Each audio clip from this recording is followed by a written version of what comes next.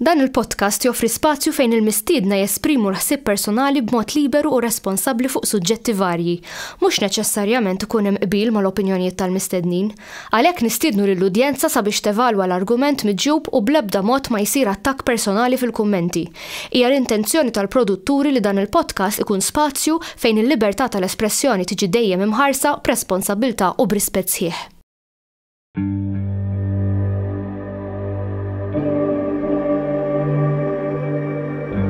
Perhaps we need some outside universal threat to make us recognize this common bound.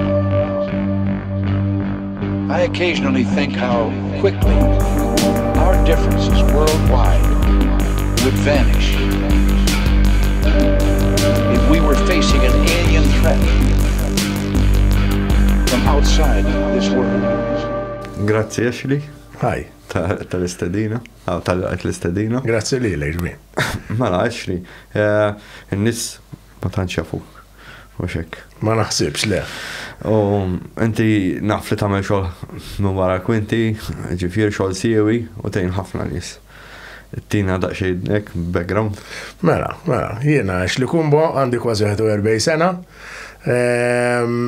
Pratikament jien social worker, minni niprattika il-social work f'Malta mill-2006, minix social worker biss ta' ġifieri missier, nħobb il-muturi, però naħseb parti integrali ħannejdu hekk mill-identità tiegħi dak li sawwarni bħala raġel li jien naħseb huwa l-prattika tas-social work. Min fejn bdejt? Kontet li mill-homeless u? Ijwa, mela jien kont l-estate il-kors fit-2006.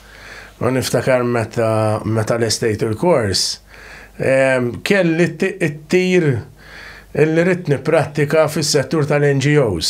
Ġiri jessaċ ma konċ naf fejn li msettur ħajkun, però qatt ma xtaqt nidħol mill-ewwel ġo sistema governattiva. Ma kienx hemm xi raġuni partikolari għaliex rid nagħmel hekk ta'. Però kien joġobni għadu ta' xi ftit, joġobni l-attivizmu soċjali. Mu kont ħassejt illi billi nagħti ftit snin ta' pratika tiegħi, ġifieri kont għadni żgħir, ikollok l-enerġija ta' meta tkun għadek żgħir, l-entużjażmu ta' xi ħadd li għandu professjoni ġdida u jrid jipprattika, jrid jgħin in-nies.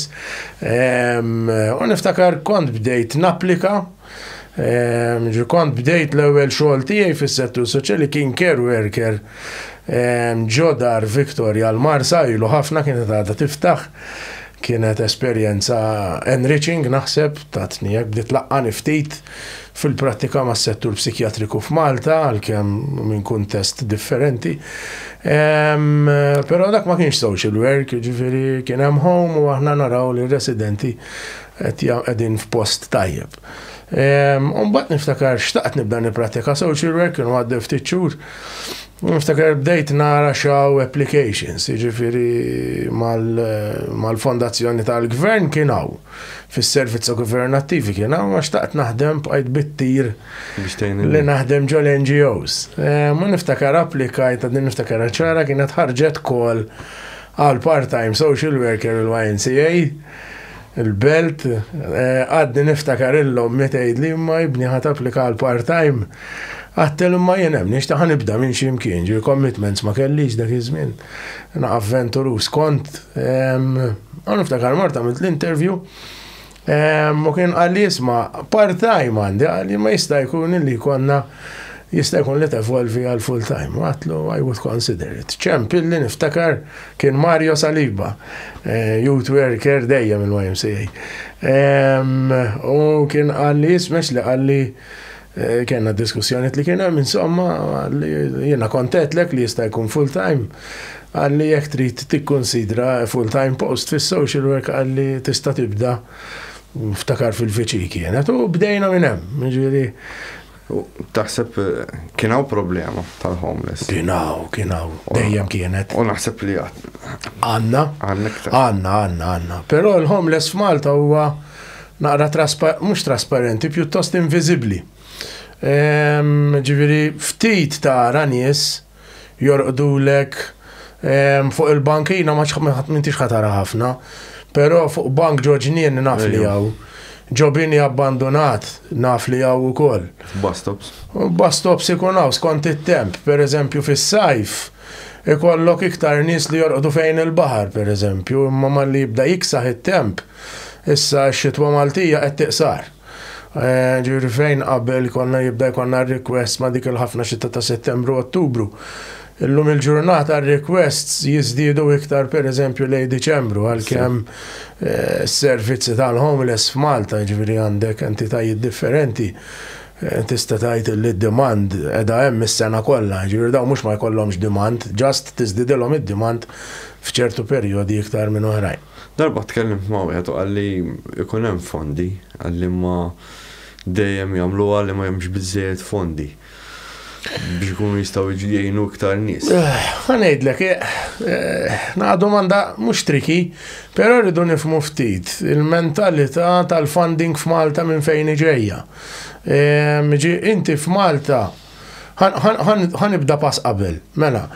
Meta jkollna nieħdu s-servizzi kif jaħdmu barra minn Malta fis-settur tal-homeless, Malta għandek barra minn Malta, għandek servizzi illi ma jistaqsux domandi, inti mort, tħalt għat fil-kju għansi l-ewel, tħalt daw għandhom dormitorju 20-30 sodda, daħlu l-ewel 3 ruħ, ħadu, kielu xaħġa, inħaslu, kellhom loker, raqdu fil-ħodu ħarġu.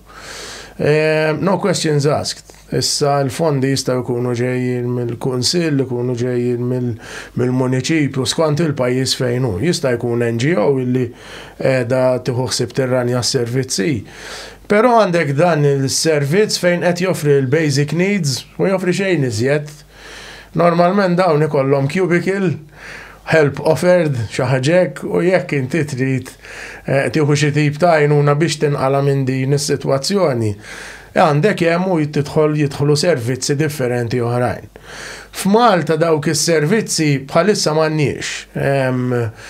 Kien hemm l-idea fil-passat illi jibda servizz bħal dak, u naħseb li kien beda. Xi ftit jewis id-distanzja ruħ qed nirreferi għal servizz utli ferm li huwa dar Papa Franġisku. Fondazzjoni Dar Ilena minn għalija minn ixċer dwar l-isem tal-Foundation hija public private NGO partnership. Dawn essaċ joffru ħafna mill-basics, ġifiri jekk persuna għandu bżonn imur jiekol, jekk persuna għandu bżonn imur jieħu shower, jew iżommu ftit ħwejjeġ tista' tgħid li jippruvaw jaqduh. Però meta għandek sitwazzjonijiet ta' funding, il-funding f'Malta għadu jistenna tip ta' riżultat fl-aħħar. Ġifieri xi tip ta' bidla, jrid ikun hemm care plan x'imkien fejn il-persuna ma jistax jibqa' f'dik is-sitwazzjoni imma jrid jipprova jinbidel. Issa, f'postijiet bħal dawn normalment iġi għandek kif semmejna, postijiet għal-homeless Malta m'għandekx ħafna fiex titfixkel ta' iġi għandek dar Papa Franġisku, s-servizz tagħhom għal-residenti nisa, għandek is-servizzi tal-Fondazzjoni Suret il-Bniedem u għandek il-YMCA, ma mbagħad għandek servizzi ħorfa u dex minnu li jismu daremma u m'għandekx ħafna biex tifixkel. Dawn però kollha joffru għajnuna oneta bbażata fuq perjodu ta' żmien, ġi kollha għandhom timelines differenti, imma they expect some sort of change ħanejdu hekk. Ġifieri inti ma tistax tkun il-bniedem illi isma' issa raġunijiet tiegħu jafhom hu, jistgħu jkunu diffikultajiet psikjatriċi, jistgħu jkunu għax ma jafx mod ieħor, jistgħu jkunu għax bħalissa mhux qed jara hope il-persuna, ġifieri ma nitlux fihom. Però f'dik is-sitwazzjoni tista' tmur tiekol, u tista' tmur tieħu shower, u tista'. Però l-probabilità hija illi ma tkunx tista' tibqa' tmur torqod dejjem hemm jew tibqa' hemm ad eterno, dawn ħajtuk timeline ħanajdu. Mhux hekk, sakemm tirranġaw. Però għandek nies illi niddejjaq ngħidha, imma l-possibilità li jirranġaw hija remota ħafna jekk mhix xejn ma tgħidha qatt. Għal-inqas jiena l-prinċipji tiegħi ma nistax, anzi ma jħallunix. Tipprova. Ma nibqa' nipprova nara tama bit-tama li tal-inqas jekk insiba jien. Jirnexxieli nurija lill-klijent hux. Ġifieri mexxin l-affarijiet għal quddiem. Ija, ġifieri jiena issa nieqes mis-settur li kont full time fil-homeless inni ftit nieqes u l-affarijiet evolvew minn dak iż-żmien ukoll. Ġifieri jiena meta kont nipprattika jien fis-settur, jien niftakar il-boss tiegħi il-YMCA, Jean Paul Mifsud. Dak inlaqani insomma ta' niftit overview ta' servizz kif jaħdem, għalli għalax li ħankun onest miegħek mill-level. Għalli aħna nħallsu kull level tax-xahar, għalli għandna funding biex intuk 10 wages a year. Ġifieri wage 11 u wage 12. Tas-sena d-dieħla ġifieri ta' 2007 dak iż-żmien ma nafx minn fejn ħantu għomlok, mhux qed ngħidlek li minn tista' toħodhom, però rridu naraw kif se toħodhom. Ġifieri dak iż-żmien il-funding min naħa tal-gvern lill-NGOs ma kienx jaħdem bħallum. Ġifieri dak iż-żmien illum għandek dak li jgħidulhom PSPs bejn il-gvern u dawn l-entitajiet illi tal-inqas jagħti naqra serħan il-moħħ il-NGOs illi għall-inqas l-ispejjeż tal-istaff, il-kontijiet tad-dawl, għax inti trid iżżomm kollox moħħok, jiġifieri kontijiet tad-dawl, il-ma, r-riżorsi, il-pagi tal-istaff. Meta tibda tirranja servizz bħal dak, inti iżda qed tirranja business. Eżempju, di domanda oħra wkoll qed tgħid li jikkomunikaw mal-gvern u hekk. Eżempju, bħas-setqa u l-appoġġ u hekk dawk jikkomunikaw bejniethom. Mela, inti meta qed issemmi entitajiet bħal huma setqa appoġġ għandek ħafna direttorati differenti, dawk huma state agencies. Ġifieri inti dawk huma entitajiet li jaqgħu taħt il-Fondazzjoni għas-Servizzi ta' Ħarsien Soċjali, hija entità kbira ħafna, għandha servizzi tagħha mifruxin waħda sew ħanejdu hekk. U hija fondazzjoni li hija kompletament iffandjata mill-gvern. Ġifieri għandek aġenziji nazzjonali li qegħdin hemm, għandek servizzi li huma naħseb utilissimi li dawk it-tip ta' servizzi li jekk ma joffrihomx il-gvern ma joffrihom ħadd. Eżatt. Għax interessanti l-ħaġa, pereżempju, ikun hemm min imur l-appoġġ imbagħad jibgħatu f'postijiet oħra. Għax inti għandek livell ta' kooperazzjoni, ġifieri inti sajjan ma jistax ikollok f'sistema fis-settur soċjali. Jien wieħed minn dawk li ġej mill-School of Thought li ma nemminx li jista' joffri kollox il-gvern. Anzi naħseb li l-gvern f'Malta joffri ħafna. Mhux qed ngħid iżejjed, ma joffri ħafna. Jiena nemmen illi inti ċertu servizzi u mbagħad irid ikollok il-flessibilità li tista' toffri biss ċertu NGOs. Inti meta għandek servizzi governattivi, state agencies, dawn mingħajr ma jridu bħal kull entità governattiva oħra għandhom ftit riġidità fl-operazzjonijiet tagħhom, jiġifieri ma jistax jaqbad u jieħu deċiżjoni, ma jistax jiġi direttur ta' entità bħal daw. U jgħid jien ħanaqbad u nibda nagħmel hekk, ma jistax jagħmelha, ġifieri għandu regoli li joperaw l-eżekuttiv tal-gvern, hemm ħafna regoli, hija sistema burokratika minnha nnifisha. U tu f'kollox, ġifieri u tu għandek ukoll the politics with the small p. Ġifieri inti ma tistax taqbad qed tiddiskuti xi ħaġa u tgħid jien ħanaqbad u nibda nofri hekk mill-lum għal.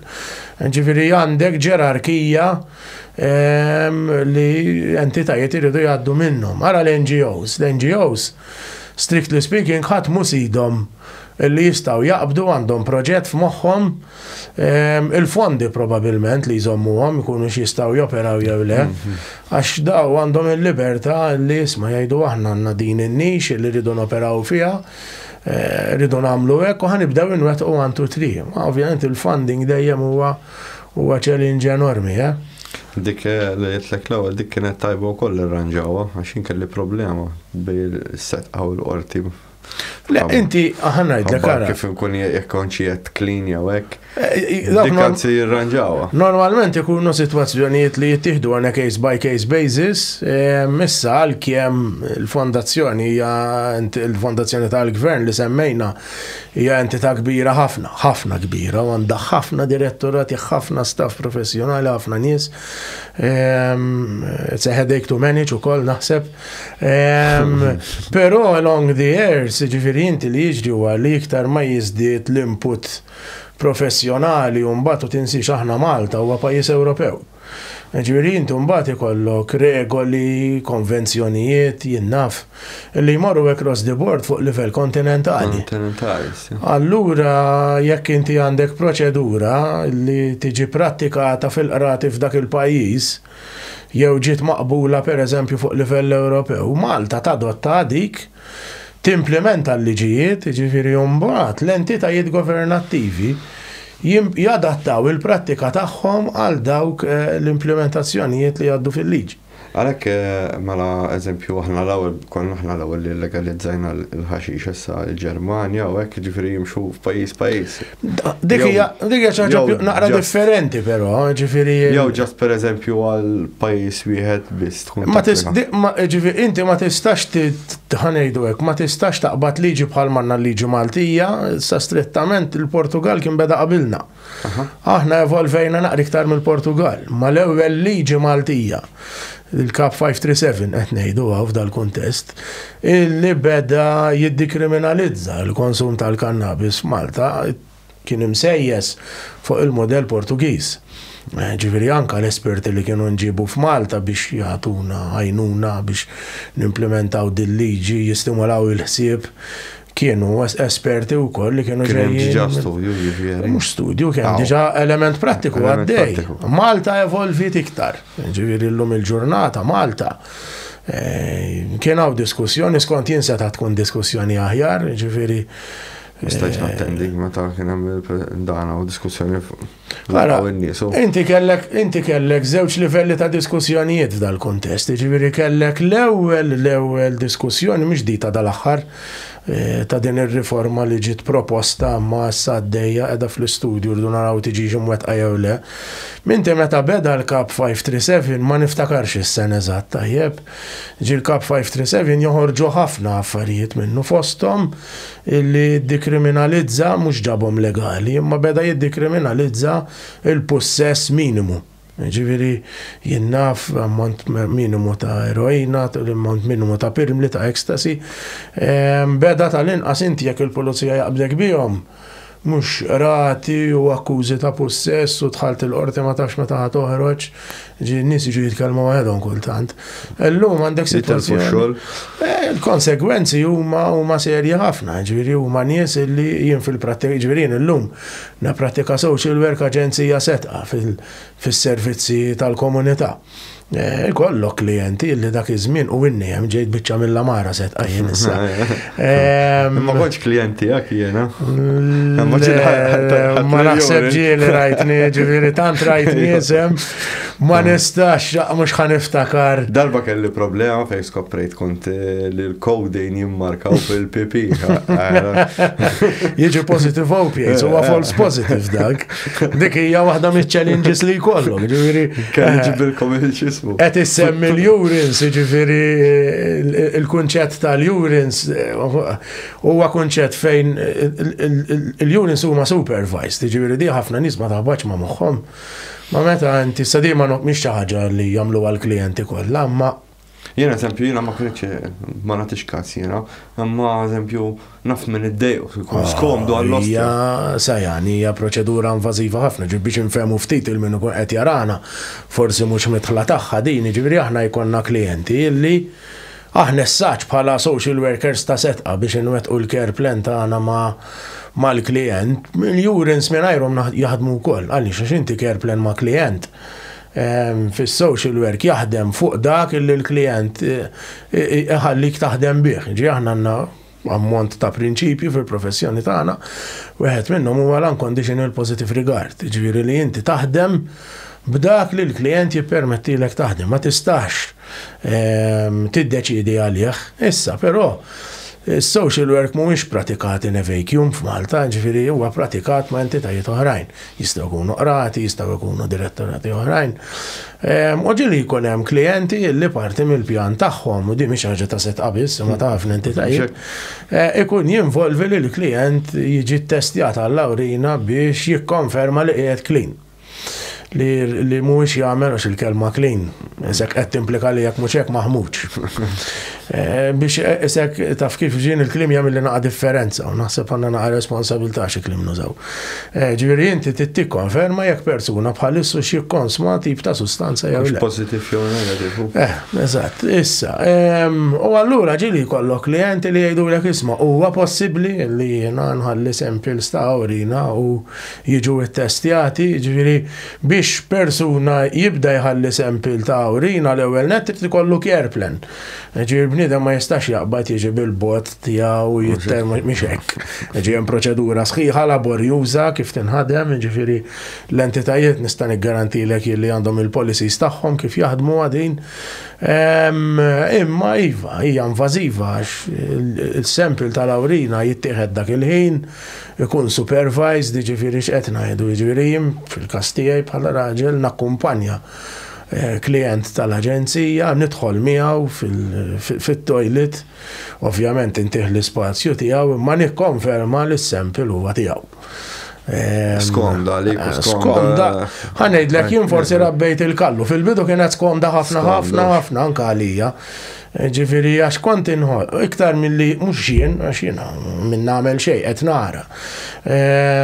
Imma nkun ftuħu l-pożizzjoni tal-persuna li hemm miegħek, speċjalment ikun xi ħadd li mhux imdorri, hija invasive. Ġifieri mbagħad ikollok min naf skont x'esperjenzi għadda minnhom li għandu xaħat miegħu ġo t-toilet, ġifieri non-verbals ikunu qed juru wkoll.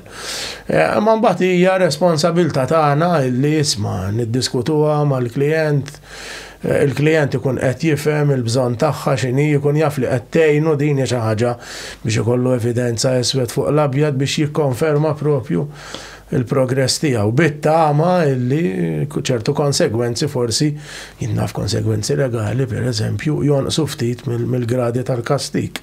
Jista' jkun eżempju li meta xi ħadd jaqtawlu kollox ikun vera ħażin. Jaqtawlu kollox jiġifieri. Eżin, pereżempju jiena l-qorti ordnat li ma npejjebx ħaxixa, fim? Jien ħantijilek mill-perspettiva ta' social work professional issa, ġifieri li mhix bil-forsi għall-istess perspettiva li jkollha l-ġudikatura. Għaliex għax inti l-ġudikatura hija entità li għandha regoli tagħha, għandha thought processes tagħha. Jien fis-social work meta jkoll qed nipprattika ma' klijenti tiegħi, aħna stess nadottaw il-kunċett ta' harm reduction sajani, ġifieri ma tistax taqbad bniedem u ġġielu jaqta' kollox ċumbum pereżempju. Speċjalment il-kuntest tal-alkohol pereżempju, ġifieri. Jien għaddejt minnha, ġifieri hija ħard il-ħaġa, fimt. Kieku hija faċli, kieku jien m'għandix xogħol. Ekku. Le, ġifieri kieku persuna jieqaf juża sustanzi jien naf isek qed tafa' switch tad-dawl. Kieku probabbilment solvejni għal-realtà, in-nies li jridu jieqfu. Tafsilhom il-buttuna u jieqfu. Huwa proċess diffiċli ħafna. Ir-riskju ta' relapse huwa li ferm, ġifieri dan mhux qed nitkellmu fuq xi ħadd meta xi ħadd jiżviluppa il-problema ta' addiction, il-proċess warajja huwa irid ix-xogħol. Tkun ħloqt rutina, eżempju, nirrembel joint fil-ħodu, fehmten, moħħi ma bidix jikkonċentra xejn, ġifieri, konsepta vera diffiċli. L-alkohol illum il-ġurnata għasen ħares lejħ, ġifieri, għasen xommu, ġifieri kien xommu wkoll. Jissu kif naqbatnilek, jimbuttani. Ma jkunx għadu attractive, ma baqax attractive, u anke aħna ta' ġifieri jien fil-prattika tiegħi nista' ngħidlek illi jekk jiġi xi ħadd li jibda jitkellem magħna u l-problema primarja tkun il-konsum eċċessiv tal-alkohol, l-assessment li nagħmlu aħna l-kemm nużaw l-istess formularju nagħmlu l-istess tip ta' domandi, l-attenzjoni tagħna għal ċertu particulars ikun differenti minn dak ix-xaħat li pereżempju jippreżenta problema ta' użu ta' kokaina. Kompletament differenti, ġifieri jiena qatt ma kont, ġifieri jiena għaxt żmien sajjan fil-pratika tiegħi fejn rajt is-settur f'Malta jevolvi, ġinnajt. Ġifieri meta bdejt nippratika fis-settur ta' addictions 2008-9 xi ħaġa bdejt. Dak iż-żmien l-ikbar dimanda s-servizzi kienet ta' nies li għandhom problema ta' konsum ta' eroina. Ġifieri kienet l-ogħla. Għax kienet l-irħas ukoll. Kienet l-iktar invoga wkoll, ġifieri aħna parti mid-dinja, ġifieri jagħmel differenza x'ikun qed jiġi konsmataw u x'ikun qed jiġi importat, ġifieri huwa market illi huwa dettat minn nies illi qed jimpurtaw. Anki ħamri josti jkun fiha. Wara, il-kwalità tas-sustanza li tiġi konsmata marret il-baħar. Ġifieri jien niftakar żmien, jiena mextux fil-prattika tiegħi, imma jien niftakar żmien ma kont għadni tifel. Fin-90s kien hawn problema serja, dak iż-żmien konna ġifieri ġlieda kontra drogi kompletament. Il-war on drugs f'Malta kienet all out. Ġifieri kien hawn problema serja ta' eroina dak iż-żmien ġie miż-żejtun. U niftakar kelli sticker ximkien iż-żejtun kontra droga. Ma droga kienet eroina, ġifieri inti n-nies ma kienu jsemmu droga kienet eroina biss. Fir-realtà lej l-aħħar tan-90s ġieli kellek ukoll barranin li jiġu Malta għal heroin holiday. Għaliex? Għax il-heroin li kien hawn fis-suq.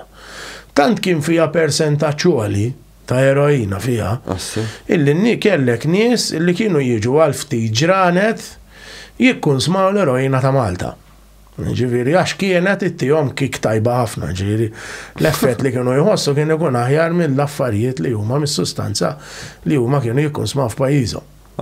Ejja, ġifieri din kienet għamilna kien hemm ftit żmien f'Malta ftit sjuf apparently fejn din kienet x'inaqra voga. Għassi qed ngħid dak li rrakkuntaw li nies illum għandhom iż-żmien, ma li kellhom jew għandhom problema tużu ta' sustanzi. Però mbagħad jien meta bdejt jien l-eroina l-purità tagħha fit-triq kienet diġà bdiet nieżla sew ħafna, ġifieri qed nitkellmu under 10%. U mbagħad ġieli kien hemm żmien ukoll fejn prattikament persentaġġ ta' eroina naħseb kien xi 2011 kien ħafna qas minn 5%. Ġifieri kien hawn żmien fejn l-istaff kien ikun sprejjat b'ħafna l-opju, ħafna morfina. U inti meta xi ħadd ikun qed juża l-ismek, speċjalment ikun qiegħed ifaqqa, l-effett huwa xi ħaġa slow. Dik il-laid back position, l-effett ħajjieħdu bil-mod. Mhux ta' ċumbum, u da kien hawn żmien, kien hawn perjodu ta' żmien qasir fejn daw in-nies kienu ċumbum. Ġifieri qisu letteralment qafaslu switch. Kien hawn problemi. Problema serja, immaġina inti għandek il xi ħadd mixi fit-triq, u da jew qiegħed id-dar is-soltu jkun hemm dorri li jekk ħajkun naqa laid back, ma mhux li jissabbat lek mal-art, da s-sabbat, bum, kien ġieli. Di problema oħra eżempju, pereżempju. Qed nitkellmu fuq realtà li ilha din tajjeb, mhix realtà tissa. Imma eżempju dak iż-żmien kien ma nafx hekk għadix. Kien hawn problema eżempju ikunu din tnej, wieħed jaqa' overdose jew jiġrilu hekk kif qed inti, u jkun qiegħed f'sitwazzjoni li ma jkunx qiegħed safe. U li jkun miegħu jkun jibda jibża jċempel. Dik kienet realtà, imma għax dik il-liġi qabel kienet fil-kodiċi kriminali kienet illi il-persuna li tipprova tieħu ħsieb tispiċċa tidħol hi wkoll f'diffikultajiet legali li kien hawn ġifieri jiġi akkużat letteralment bit-trafficking by sharing u affarijiet bħal daw. Illum m'għadix.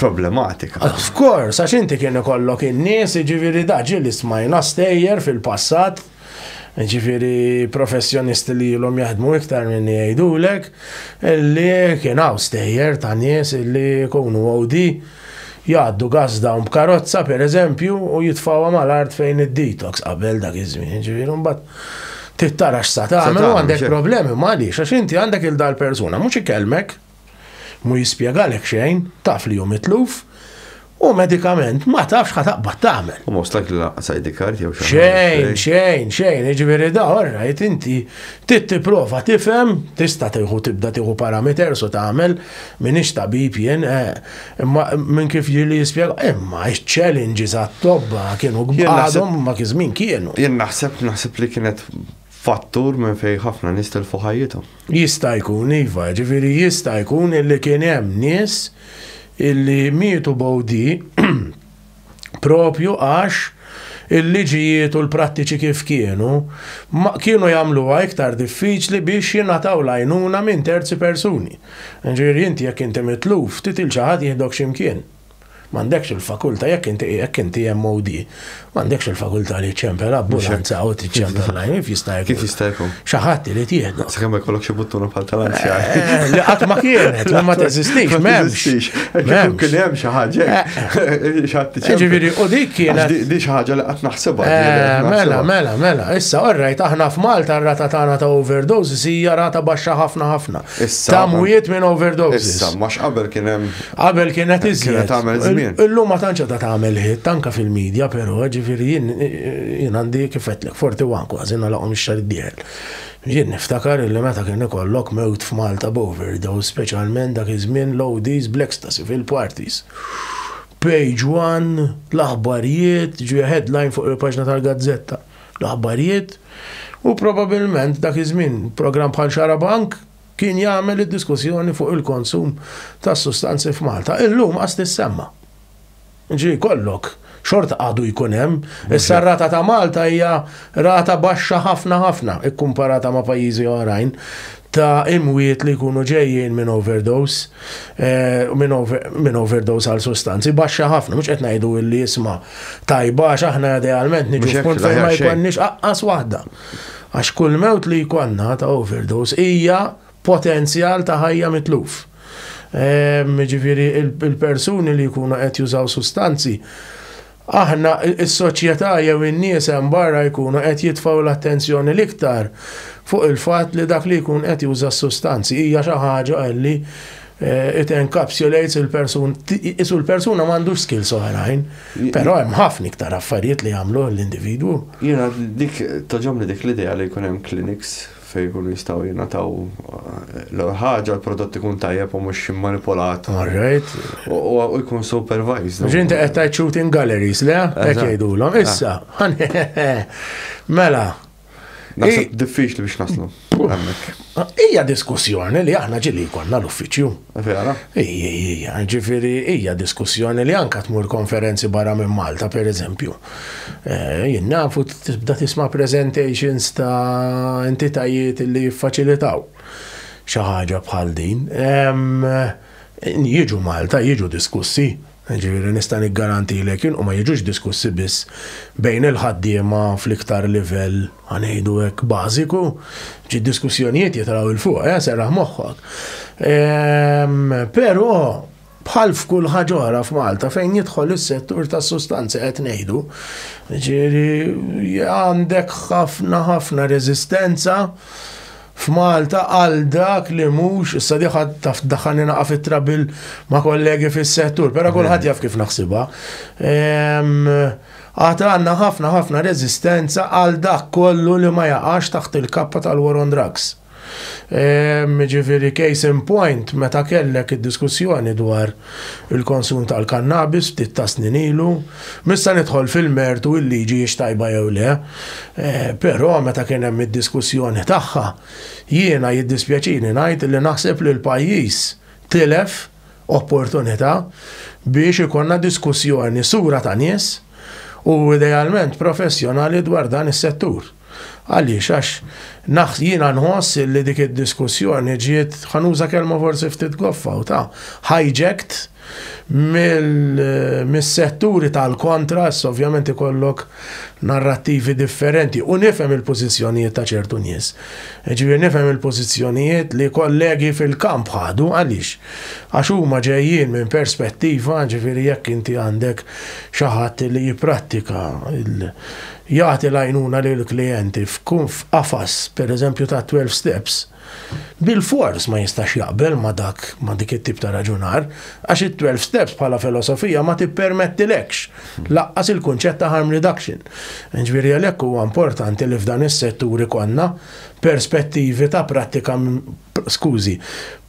minn perspettivi differenti għaliex għax mhux kull perspettiva tapplika għal-klijenti kollha. Tajjeb, ġifieri pereżempju jien naħdem f'entità li tipprattika l-kunċett ta' harm reduction, pereżempju. Ma marrux hemm ninkoraġġixxu lin-nies jibqgħu jużaw, imma lanqas ma ninkoraġġixxu lin-nies li jridu jieqfu issa illum bil-fors. Bħalma tkellimna l-aħħar darba eżempju jiena ġieli ħadd mushrooms u għandhu ma konx microdosing, kont blood dodge.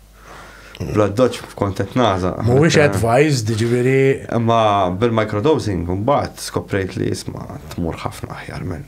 Illum il-ġurnata li qed issemmi inti psilocybin xi ħaġa naħseb kif għatlek il-kliem mhux il-forte tiegħi. Barra minn Malta invoka u ġifieri hemm studju għaddej. Bħalissa ġifieri anke Malta kellna ftit diskussjoni. Ġifieri missejni ftit ara x'nija naqra naħseb jien imma lissa ħallejni naqra parkjata. Jekk pereżempju tmur konferenzi ta' barra minn Malta rigward is-settur tal-addictions u mhux biss li jkollhom background mediku imma anka background biopsychosocial. Diġà għandek diskussjoni, mhux biss diskussjoni mija kelma ma tagħmilx ġustizzja. Diġà għandek clinical trials pereżempju fejn persuni ikunu qegħdin jagħmlu trials ta' konsum microdosing ta' dawk li ngħidulhom mushrooms. Ġifieri għandek entitajiet illi dawn diġà għandhom klijenti li qed joħduhom qegħdin jagħmlu case studies. Ġifieri inti mbagħad għandek x'tip ta' riċerka ssir li tagħmel differenza. Altru għandek case studies fejn qed tanalizza storja waħda jew ftit stejjer ta' nies u tara x'inhuma l-pros and cons milli mbagħad mur tagħmel xi ħaġa iktar widespread. Però jien naħseb illi mexjin meta fi snin 50 u 60 kellek meta ġew il-lonċjati psychotropic medication fis-settur tal-psikjatrija jidher illi jekk ma noqogħdux attenti nistgħu nirrepetu l-istess bal. Tajjeb, ġifieri, issa minix qiegħataw biex minix qed ikun fotta festi taw. Imma dik nafa xi xejn. Imma isma' jiena qed ngħid, issa forsi qed nkun ftit cautious ukoll ejja nużawhom bil-għaql, ġifieri.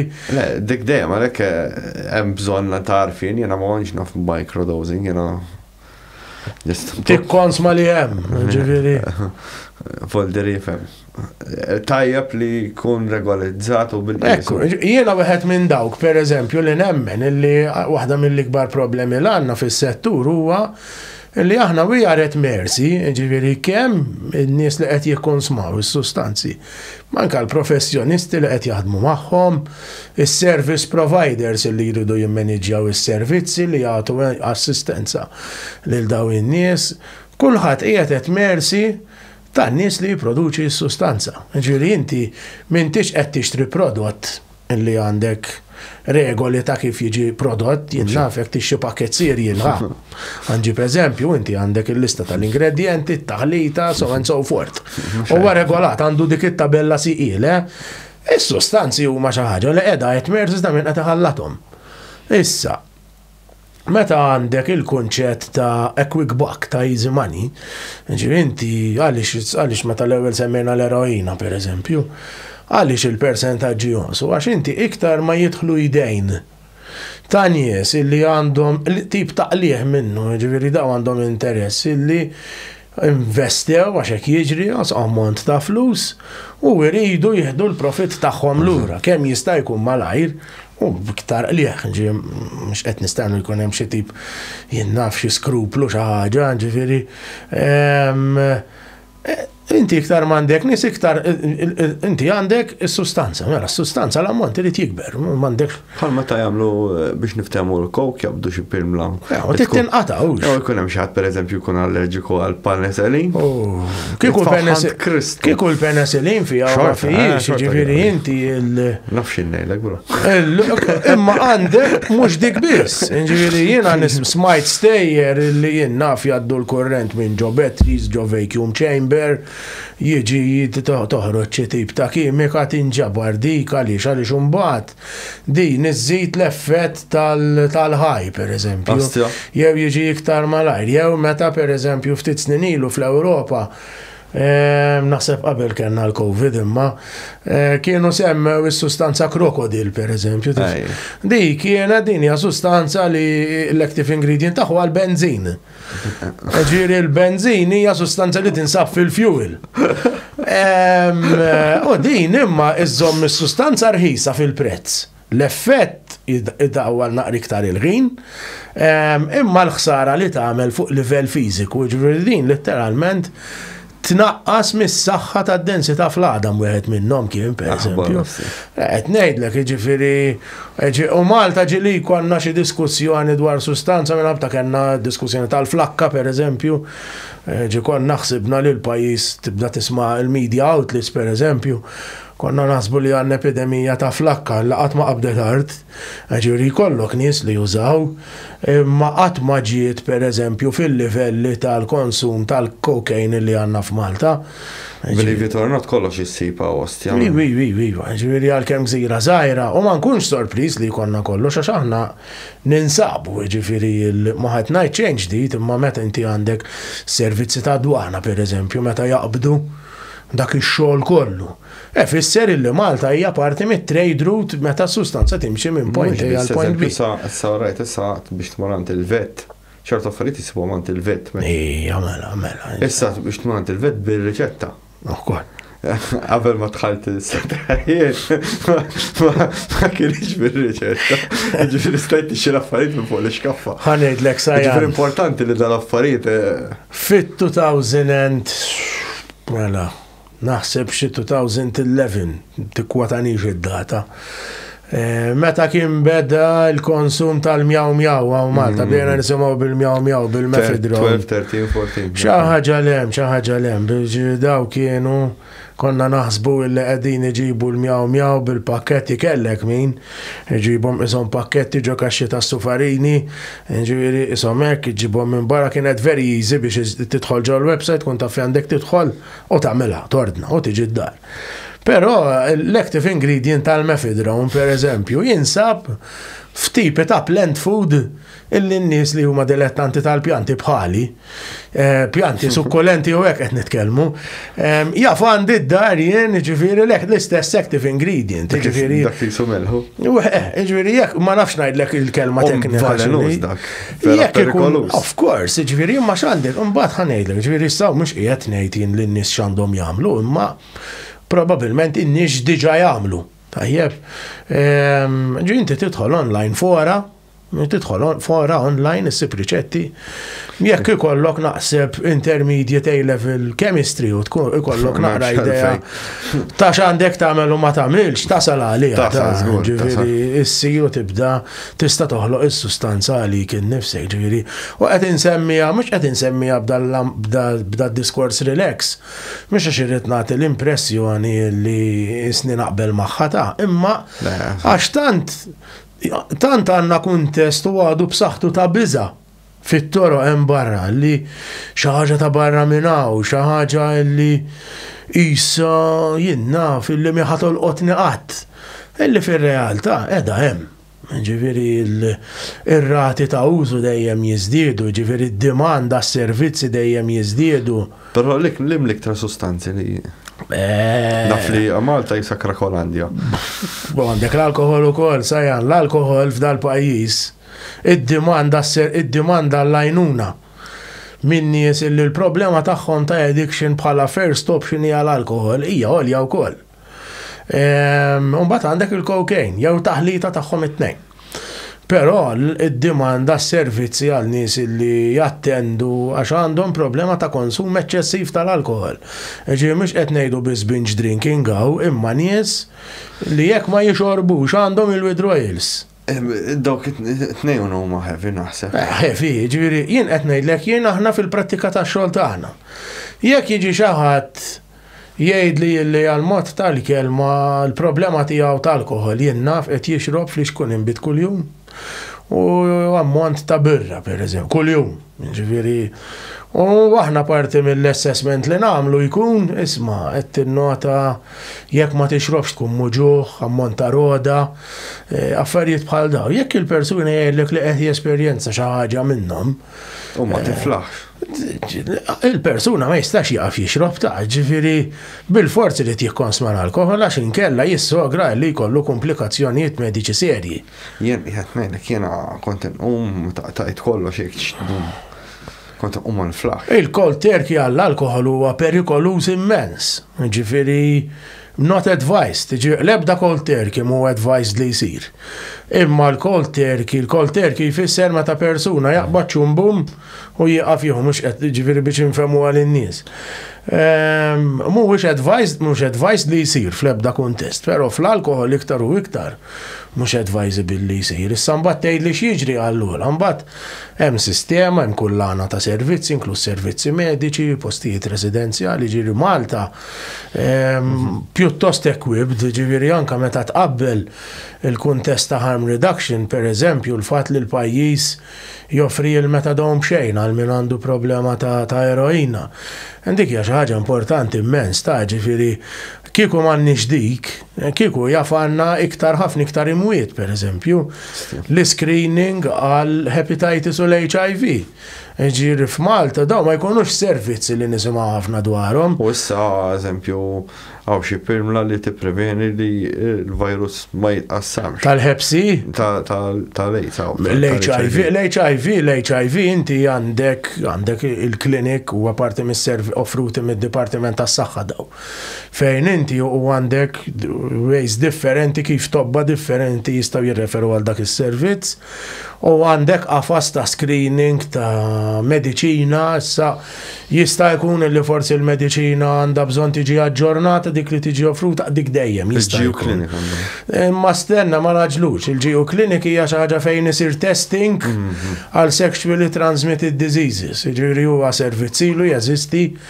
Naħseb servizzi li huwa tajjeb ħafna aħna ġieli kellna klijenti li jagħmlu użu minnu huwa konfidenzjali għall-aħħar privat, ċertu element ta' seġġar kemm huwa servizz mediku huwa servizz sensittiv ħafna, ġifieri għandek element uman fiha l-ħaġa wkoll. Pereżempju konna qed insemmu tal-hepatitis C, il-pajjiż illum joffri il-kura b'xejn, hija kura li tiswa ammont ta' flus konsiderevoli wkoll, ma joffri kura b'xejn għal min għandu minnu diagnos bil-hepatitis C.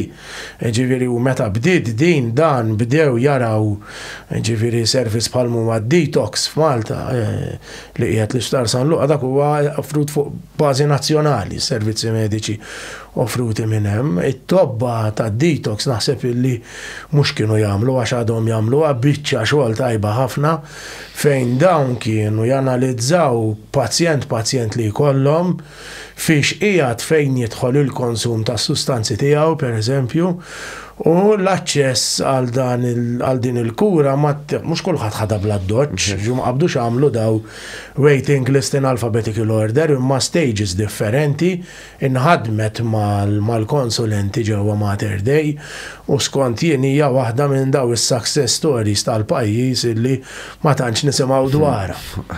Ġifieri jiena case in point anke l-kuntest tal-fatt li l-pajjiż pereżempju joffri l-metadon kull jum b'xejn lil persuni li għandhom problema ta' użu ta' eroina. Alla ħares le, ġifieri inti għandek persu. Issa mhux ħanidħol fil-mertu hekk hux qed juża fuqha jew le il-metadon il-mistura, dik xi ħaġa li mmur apparti għax jiena noħodha minn perspettiva. Kieku l-persuna mhux jieħu din, x'jiġri? Ġifieri llum il-ġurnata pereżempju wasanna fi stadju wkoll sajan fejn f'Malta għandna Residential Rehabilitation Program Komunità Santa Marija illi jekk jinħass li l-persuna għandu bżonn jagħmel ir-rehabilitation process tiegħu u jżomm doża ta' metadon ħadd ma ħajjgħidlu jrid iwaqqafha.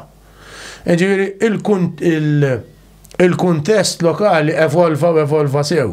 Ġifieri jien meta bdejt nipprattika jien aqqas konna noħolmuha bħala practitioners illi ikollok klient illi jagħmel programm u jagħmel il-programm bil-metadon u jlest il-programm ikun għadu jew il-metadon jibqa' jew il-metadon u hekk hemm bżonn jigradwa. Ġifieri hija storja ta' waħda minn dawk l-ister ta' suċċess illum huwa possibbli li ssir. Għaliex immax il-professjonisti differenti diskutew bejniethom iġġieldu għax mhux kulħadd qabel mill-ewwel, però ma kienx argument li jiena qomt filgħodu ħbad rasi mal-ħajt u qed millum nibdew nagħmlu hekk. Jien bħala għex li kumba m'għandix issej li niddeċidiha dik. Però għandi responsabilità li noħloq diskussjoni. Jekk hija l-ġid tal-klijenti. U dak li kien ġara, ġifieri kellek professjonisti differenti, bi schools of thought differenti, minn perspettivi differenti li qalu isma' din għandna bżonn niddiskutuha. Hija realtà li ġifieri huma ġietx ma qatx mis-sema, imma kien qed ikollna demand, ġifieri niftakar li s-settur ġifieri mhux qed ngħid jien biss, is-settur kollu kien qed jippreżenta demand ta' nies illi jekk taqtalhom jew ma jkollhomx pereżempju methadone, il-possibilità li huma ilestu ħanejdu hekk il-care plan tagħhom vera minimu. Għaliex għax inti għandek nies, ġifieri llum fix-xjenza għandek dak li jgħidulu methadone maintenance, xiġifieri, inti għandek nies li jridu jibqgħu jieħdu l-metadone forsi għal ħajjithom kollha biex ikampaw. Jekk inti għandek il-ġaħat li għandu storja ta' xi 30 sena konsum ta' eroina pereżempju. U dan ilu jieħu il-metadone għal 28 sena minn daw 30 sena. U forsi struggles differenti u da imma irnexxielu forsi jwaqqaf kompletament il-konsum tal-eroina, imma l-moment li tikkonsidra li twaqqaflu l-metadone da permetti l-nuża l-kelma jizboxla. Ġifieri il-mood swings tiegħu jerġgħu jibdew jollu rashom, il-burdati tiegħu, l-impulsività tiegħu. Issa kont nafujat kien jaħdem ilha ma narax. Kien jgħidli jien hekk irid immut. Ma rridx immur la programm xejn hekk irid. U għandna dritt ngħidulu li ġifieri dik hija domanda diffiċli għalina ta' nistaqsuha, però toħloq diskussjon ġifieri u fl-aħħar mill-aħħar. Taf x'kien għaliex jiena dik bisna. Ħanejdlek, u jekk il-persuna ma jridx jieħu għajnuna, ġifieri jekk il-klijent, jekk il-persuna ma jridx isir klijent, ġifieri jekk il-user, ħanejdulu l-user, nużaw dil-kelma, ma jridx isir klijent ta' aġenzija jew wara, ħadd ma jista' jġelu, ġifieri inti jekk ikollok persuna li qed juża sustanzi u bħalissa ma mhux qed jikkunsidra li jagħmel xi ħaġa fuq din, tista' tġelu jiġi, tista' tpoġġi bil-qeda miegħu u tista' tagħmillu assessment imma kont ngħidlu ġid tiegħu. M'għandix dubju ġier l-intenzjonijiet ikunu ġenwini, imma il-process of change irid jagħmlu il-persuna, il-klient. Ġifieri ma nistgħux naqbdu l-dak li jkunu inti tagħmel tagħmel. Le, ifhem, kien ikun ta' periklu għal ħadd ieħor, ifhem. Mhux ovvja. Għax eżempju meta jieħu mbagħad jiġix kont nabogħtu le. U ovvjament sajjan għandek komplikazzjonijiet oħrajn li joħorġu, ġifieri jekk il-persuna għal mod ta' ejja neħdu eżempju. Ħajna sapportejtu sitt xhur, ħadd ieħor naħseb qas kien jissapportejtu. Ikunu challenging għaliex għax challenging għax il-persuna meta qed nitkellmu fuq xi ħadd li għandu problema ta' addiction hawn, mhux kull konsumatur ta' sustanzi għandu addiction, dik irridu nagħmluha u permettili nagħmilha din is-separation. Ġifieri għax inti għandek nies li jikkonsmaw sustanzi ma għandhomx addiction. Ġifieri għandek recreational users. Mhux hekk. Illi ma tista' ma jaqgħux. Mhux fil-ħin tax-xogħol, ġifieri. Għandhom ħajjithom għaddejja ġifieri llum il-ġurnata għandna high functional. Għandna klijenti li għandhom problema ta' addiction u huma high functioning ħafna. Ġifieri dak huwa l-mod kif evolva, ġifieri qabel meta konna nipprattika ix-xogħol fi żmien meta kellna ħafna l-eroina. Qabel kien ippermettili nuża l-kelma dispreġġattiva l-junkie. Il-junkie kien ma jaħdimx, imdellek, diffiċli kien il-klient tal-programm konna ngħidulu, ġifieri ħafna drabi irid jgħaddi minn hemm. Riġment mediku, għandek it-treatment eżatt kif jaħdem, normalment jitlu jagħmlu residential rehab u minn hemm u minn hawn ma nafx ix-xogħol kien xeħfef dak iż-żmien ix-xogħol għalija. Illum il-ġurnata evolva, ġifieri dawk il-klijenti naqsu ħafna naqsu. Illum il-ġurnata għandek bejn nieħdu eżempju prattiku, klient li għandu problema ta' cocaine, speċjalment crack, fejn toħodlu flusu kollha u da imma jista' jkun li x-xogħol jirnexxielu jżomm. Karriera tiegħu għadha għaddej, speċjalment ikun cocaine tal-ġbejt, iktar u iktar hemm ċans li jkun high functioning pereżempju. U allura anke it-treatments mediċi huma aktar limitati. Ġifieri llum it-tobba challenge tagħhom hija meta jkollhom klient li għandu problema ta' cocaine u kif se jgħinuh jieħħendili għal cravings tiegħu pereżempju. Cravings huma xi ħaġa tal-blieħal u fejn għandek il-cocaine diffiċli ħafna iżjed. Jiena qatt ma kont dik tal-coke. Ħaxix ħarrejt. ma naħdimx minn għajra, ma eżempju mbagħad l-alkohol li huwa l-alkohol kelli problema ma' coke. Mux nejt li ġaħġa nejt l-lusti għamlu.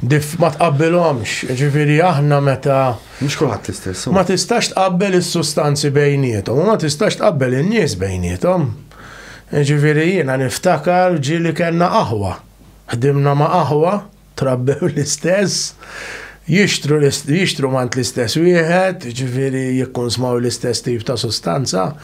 U l-care plan tagħhom ikun kompletament differenti minn ta' xulxin. Of course, jista' jkollok wieħed illi ikollu session mal-coworker tiegħu kull ġimgħa u b'xi mod jew ieħor kampa u ieħor ikollu jgħaddi minn programm pereżempju.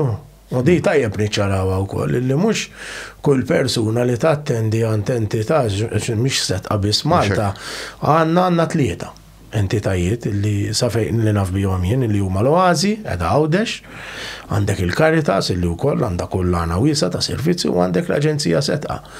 Mhux kull persuna li tmur Caritas jew li tmur Setqa u anke Oazi, mhux kull persuna li hija klijenta tagħhom huwa resident il-programm. Il-waiting list varjaw, issa iċ-challenge tal-waiting list sajani hija il-professjonisti biex taħdem bihom. Għalix, għax inti il-professjonisti fil-kamp soċjali ġidan mux addiction biz fil-settur soċjali kollu. Ma jikbrux fil-siġar. Ġifiri, u hija realtà li mhijiex ta' Malta biz ta' u koll. Ġifiri realtà naħseb worldwide illi il-kamp soċjali mhuwiex jattira biżejjed nies. Ġifiri, żdiedet id-demanda għalih, imma jinnaf psychologists, per eżempju, social workers, ftit ħafna jkollok, ġifieri mbagħad għandek ukoll nies fis-settur li jkomplu jistudjaw u jevolvu fit-terapija pereżempju li huma joffru, ġifieri ma jitilqux mill-kamp imma ma jibqgħux frontliners imma jsiru iktar speċjalizzati pereżempju, ġifieri. Ġifieri għandna bżonn iktar frontliners.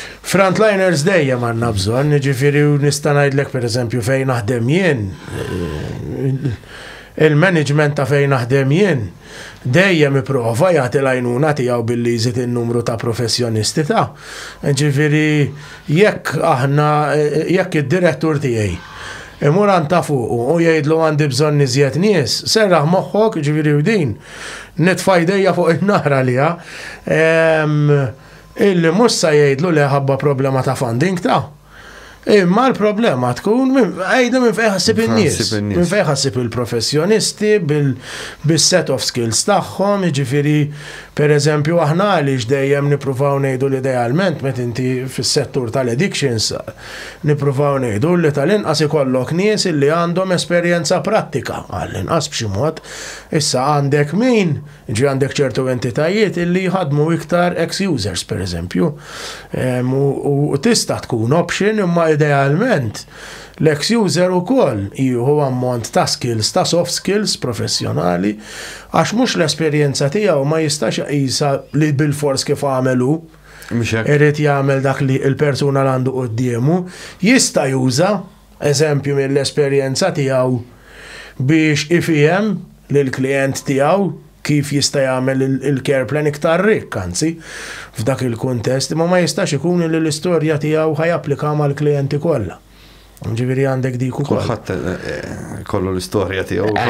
Anka jien bħala professjonist, ġifieri jien bħala professjonist, taħsibx li kelli ħajti jinnaf, ġifieri kelli challenges tiegħi, għandi l-areas of growth tiegħi, jiġifieri nieħu s-supervision tiegħi, jiġifieri għadni nkampa fil-front lines. Issa għal xi 18-il sena naħseb ħanala jekk qed nagħmel is-somhom sew. Imma hemm element ta' self-care, hemm element ta' supervision, hemm element ta' assistenza mis-supervisors tiegħi, jiġifieri għax kieku ma naħsibx li għadni naħdem, jiġifieri mhux ma naħsibx żgur m'għadniex naħdem.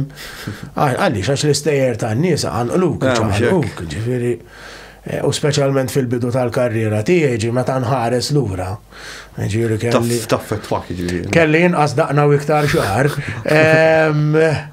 Mhux entużjażmu jew enerġija kelli iżjed naħseb kont inqas naħseb forsi nuża l-kelma iktar avventurus, kont inħalli qalbi tiġri iktar bija, ġifieri U esperjenzajt dak iż-żmien burnout fuq livell professjonali, ġifieri fejn jiena kon ġejt f'pożizzjoni fejn bdejt nistaqsi.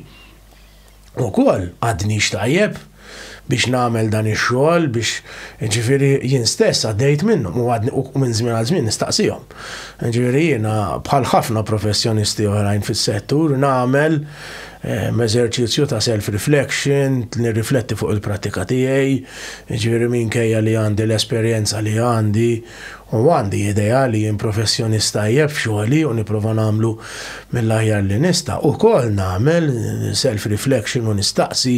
Nemmen li tagħmel. U nitgħallem iżjed skills ġodda, ġifieri r-riċerka tevolvi, tattendi konferenzi barra, il-klijenti għalmuk. Ġifieri jiena meta niltaqa' ma' klient m'iniex se nagħmlu fuq x'ħadd għamillu s-sustanza, ġifieri il-klient jgħallem lili. Naf kif, ġifieri għadni niftakar l-ewwel semmejt il-methadone, dik kienet waħda mill-iktar learning experiences li ħadd jien fix-xogħol tiegħi. It-tabib Ġorġ semmejt l-uħun. George Gregg, Dr. Gregg, illum nettama li qed igawdi l-irtirar tiegħu għalkemm niddubita waqafx kompletament ta'. George Gregg apparti li kien kollega jien inżommu bħala ħabib tiegħi imma awtorità kbira u mhux George Gregg biss, jiġifieri llum għandna ammont ta' tobba id-detox illi l-esperjenza l-għandhom ġibilli nsemmuhom.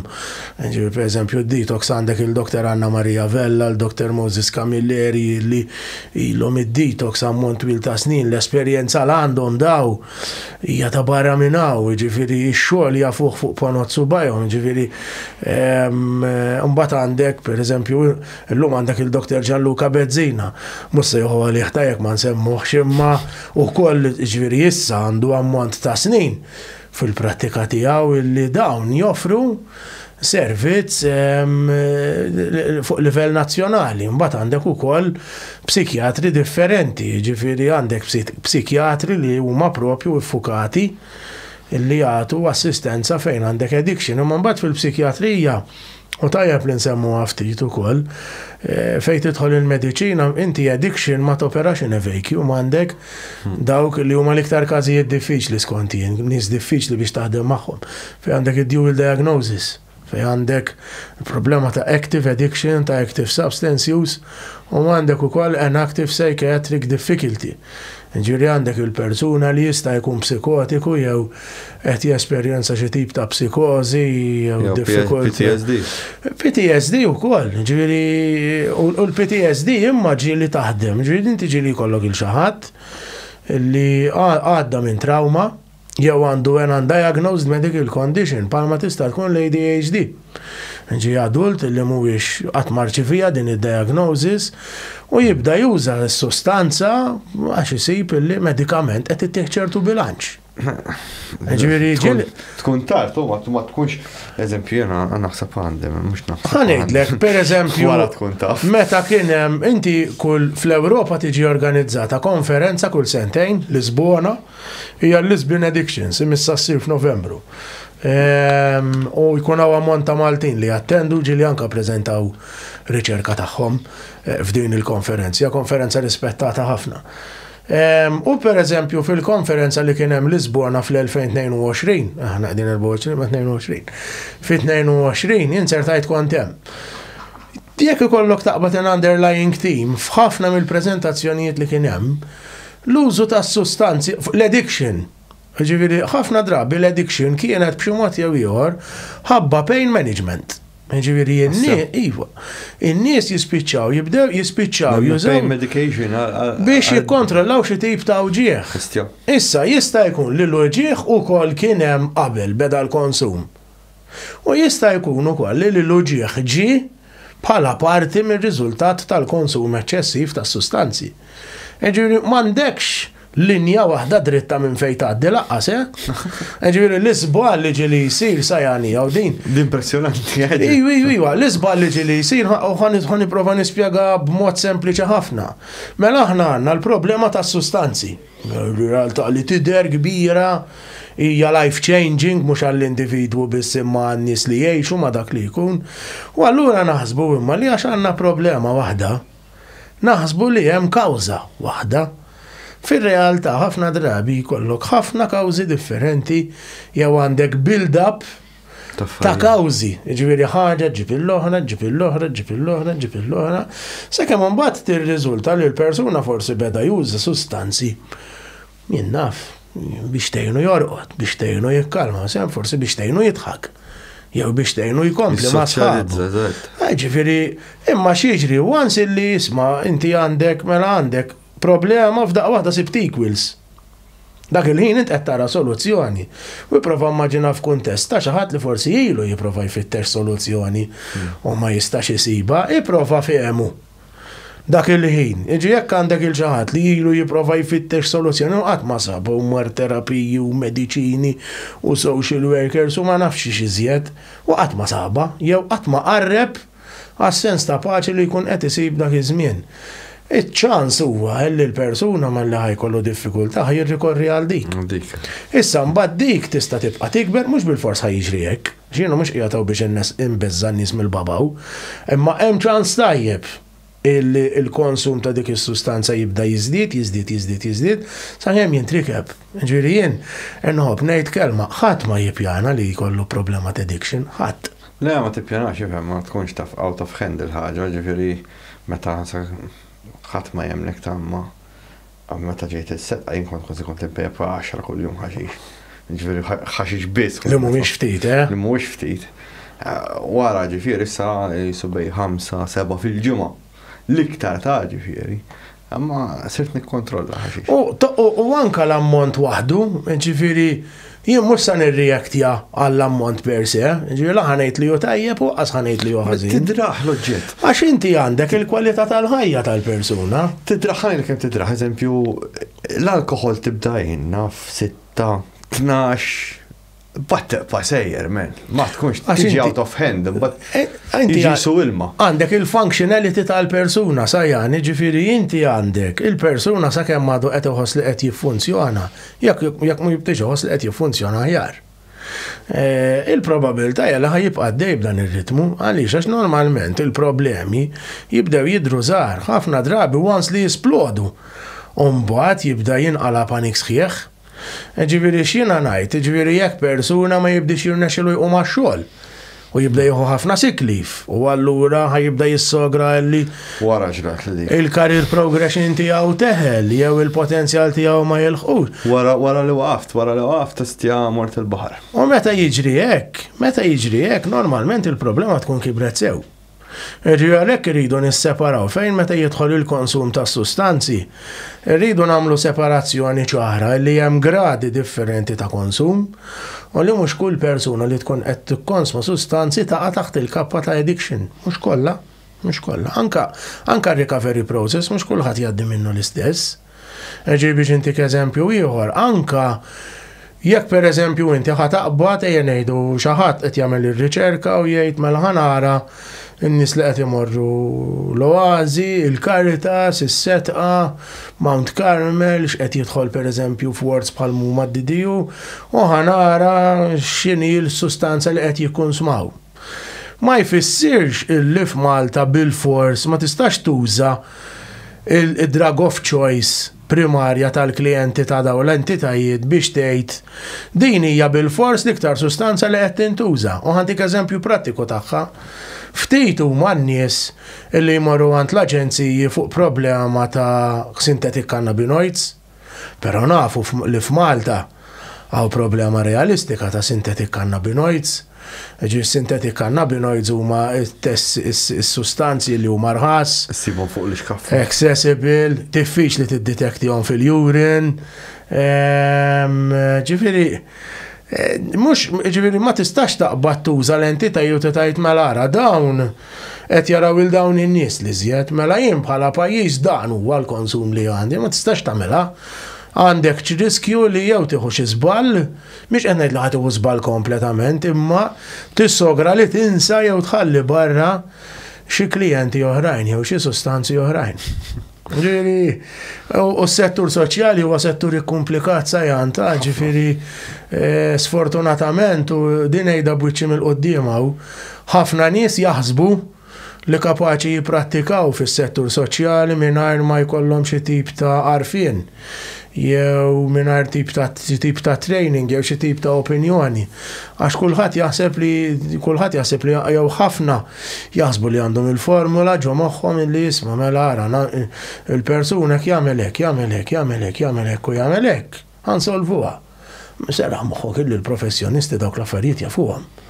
Imma l-moment li il-professjonist imur u jibda jiprofa jimponi fuq il-klient, serra moħħok illi il-klient jaf ma jmerikx, jgħidlek jew ikompli miegħek, ma meta tiġi jassiju no, il-pass. Irrid jagħmlu l-klient. Jispiċċaw ma jagħmlux. Jew ma jagħmlux kollu, jew u ma jagħmlux, għax niddiskutu ftit il-ma jagħmlux. Il-persuna meta klient fis-settur soċjali, ġifieri jista' jkun mhux biex xi ħadd li għandu problema ta' sustanzi, jista' jkun xi ħadd li qiegħed f'povertà pereżempju, mhux bil-fors ma il-pjanti jew ma jinqalax minn dik is-sitwazzjoni għax ma jridx, ġieli għax m'għandux bħalissa m'għandux il-kapaċitajiet, m'għandux l-għodda biex jagħmelha, ġifieri u kif jgħidu inti tista' tieħu żiemel ħdej l-ilma, ma tistax iġġielu jixrob. U anka ġili kollok nies, per eżempju, jagħmel il-korsijiet jaqbad jaħdem, jiena dejjem nirrispondi b'domanda waħda. Sakemm qed jagħmel il-kors biex jitgħallem skills ġodda, dal-persuna se jikol. Għax żaq vojta tirbombja ma titgħallimx. Grazzi, Ashley. Cheers, m'hemmx il-niex. Għandna bżonn partu. Thank you, Ahmed. Grazzi lilek.